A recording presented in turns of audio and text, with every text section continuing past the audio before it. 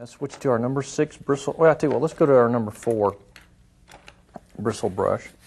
Now, by virtue of the fact that our light's going to come in from the left-hand side, it'll hit the left-hand side of our rock. Now notice, you don't see any individual rocks really per se. You're going to have to find them. So let's go down here to our palette. Take a little gesso and a little bit of orange. Just a touch of water to make it kind of creamy. Now, because I'm using a dirty brush, that makes the color slightly muddy, which is what you want. Okay. Now let's start up here and let's begin, say, right here with this rock. Okay, just watch how this starts to develop. Now you're going to come down, you're going to highlight that, come up here with a slab, and you may come back later with some more shadows. So remember, all we're going to do now, at this stage of the game, is simply locate our rock formations. Now notice how quick and easy this is. There's one right here. A couple small ones back here. See, what I like about this bristle brush is you can use the chisel corner, the edge, use a lot of different parts of it to make this work. And you can see the rocks beginning to just pop right out. This is some of the little miracle things that I think are kind of fun in a painting.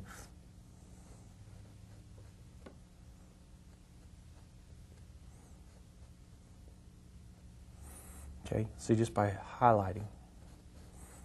You have to think about this. Obviously, you can't just start daubing on paint. You have to make it look like a rock formation. Like, for instance, see, here's a highlight. We back it up with some little cracks, but then you've got to have a contrasting rock in front of it.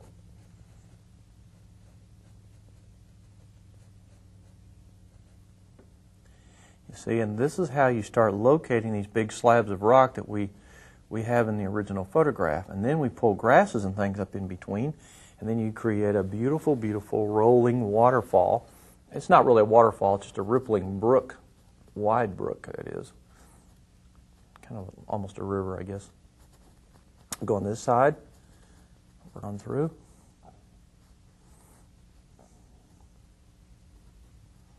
Now, I want you to watch what we're getting ready to do here. Before we actually finish the rocks, I'm mostly locating the ones around the edges here. I'm going to start rippling in the water. That helps me a lot to kind of see if I need to add other rocks, and so forth. But see, little by little, it starts to come together. Now we're going to take the white, a little touch of blue,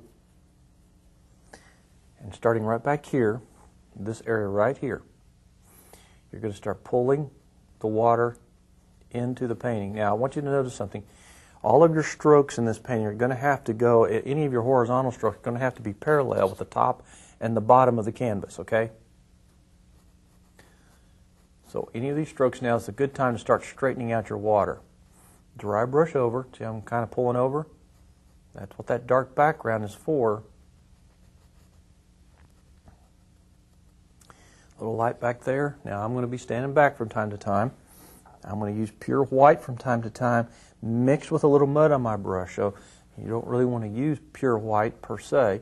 But right here now, we start putting a little bit of a sparkle in the water, brightening it up just a tad. Go right up into these little pockets.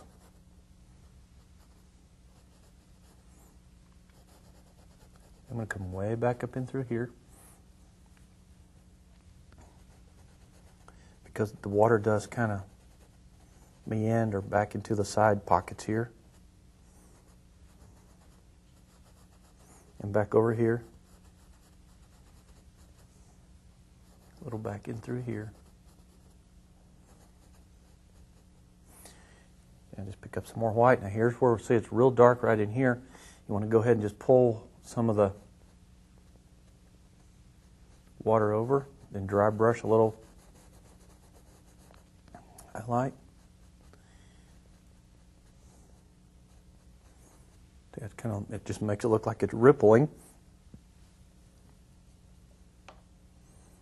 And I always put just enough water in my mixture to make it kind of creamy.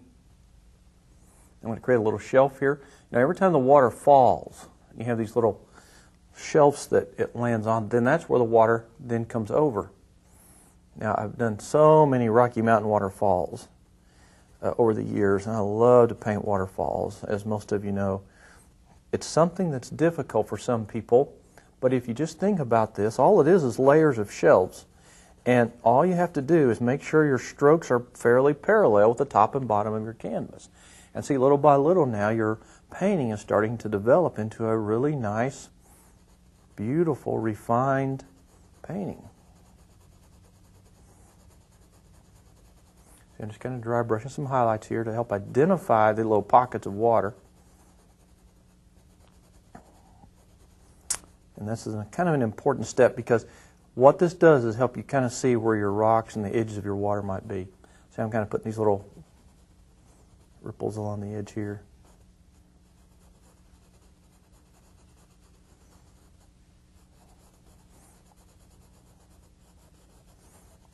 Okay, now we're cooking. Notice how this kind of flattens out the water. I'm using big flat. They're sort of almost got a little bit of a curve to it, kind of like a real flat banana laid on its side there, just sort of big, long. Very similar to the strokes we use when we do some of our ocean scenes, but not quite so dramatic.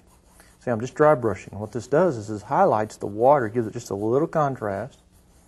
The water starts to look wetter now, and little by little, you can start seeing the movement come out of the darkness.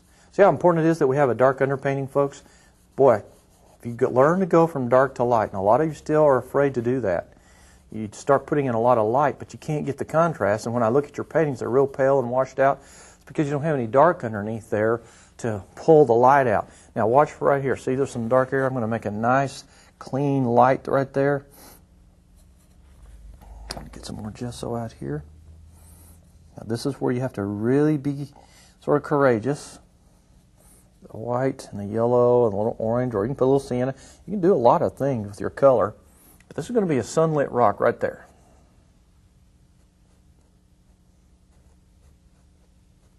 And I really want it to pop out. A little one there and there, maybe some small ones here.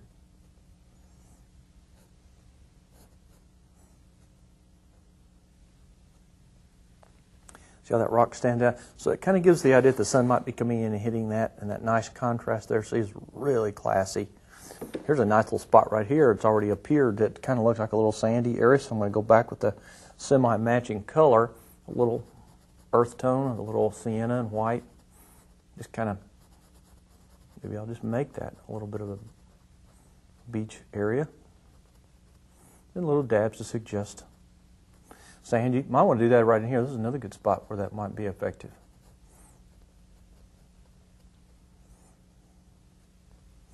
You don't want to lose your contrast. That is one thing I'm going to warn all of you about. See, I'm keeping it still very loose, and we're going to be very selective about our highlighting.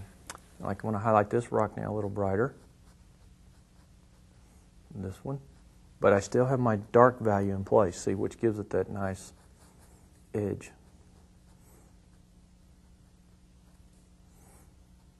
Turn my brush on its side. This could be a big slab right there. This could be the top of a rock there. Now, here's the thing I want to share with you. When we underpainted, see, we put it on and some of it's kind of dry. Now, this is where you may want to come back with some dark values and clean up a rock. So I pick up a little gray, blue, sienna and blue with just a little white, and I go ahead and I shape my rocks. I can put some little cracks. I want to make sure that I don't lose that nice contrast. This helps me to get any canvas covered that I didn't get covered in the beginning. And this is called the refinement phase of the painting, where you're just actually going to go in here now and look at the areas of the painting where you need to shape things, cover up bits of canvas, add some highlights or some shadows. You're going to spend a little time doing this, so please, let's just do it. Okay, like right here is a good spot to make this rock have a little darker value underneath it. See there how that makes it stand out just a little bit better? And you could do the same thing to this one in the foreground here. You just take this, well, let's do this one first. So I'm going to make that just a little darker right behind, and then this one also. There's a Good one right there. Now see, that's where you actually begin to identify your shapes. Just a little more specific. Lay in your sort of soft highlights and then come back with your darker values. And now your rocks begin to stand out a little bit more. And we've got to remember, this is a fairly intense painting. So some of these values are going to be darker than normal. I can tell you that. Boy, I love this already. Like I said, this is one of those paintings where you can do a lot of tweaking. They could take it to the nth degree. This rock really needs some darkening right there. See how nice that helps make it stand out against that semi-dark background. Now kind of form it, put a little darker value right there. And it will blend into the grass here, which we're going to add a little later. Darken this area here where it's probably a little bit in the shadow. Now I can switch. I'm not going to do much of this, but I'm going to show you one of the things that I like to do. I like to take my small flat sable and I'll go in and I'll find areas. Let me give you an example. Take a little bit of a tan color. These are some of the things that I always do as we end the painting. I tell you can go back and spend some time kind of finishing up your painting. Well, if you want to go in, let me give you an example. See this area right in through here? Okay, this is a great area to go in and put a lot of small pebbles and rocks. Just take your brush, a little sunshine color, and just go in there and just put some little rounded strokes to suggest maybe all kinds of little pebbles and rocks here, like there's a gravel bar or a sandbar there. And that really does add a nice little touch of, you know how the water recedes and comes down. You can see the rocks underneath the water and so forth and so on. Well, this is a good spot to go ahead and identify a few more areas of rocks. And by the way, sometimes the rocks are not going to show up as much, like right in here. Let's go ahead, while we got this on our brush, gray the color. For instance, see this rock right here? It's going to be there, a rock, no doubt, but notice the value change. Because it's in shadow over here, it's not going to have nearly as much light on it as some of these that are more in the sunlight. So I'll come back and adding a little bit of this value to this rock to help soften it. But see, some of these rocks are just in pure shadow.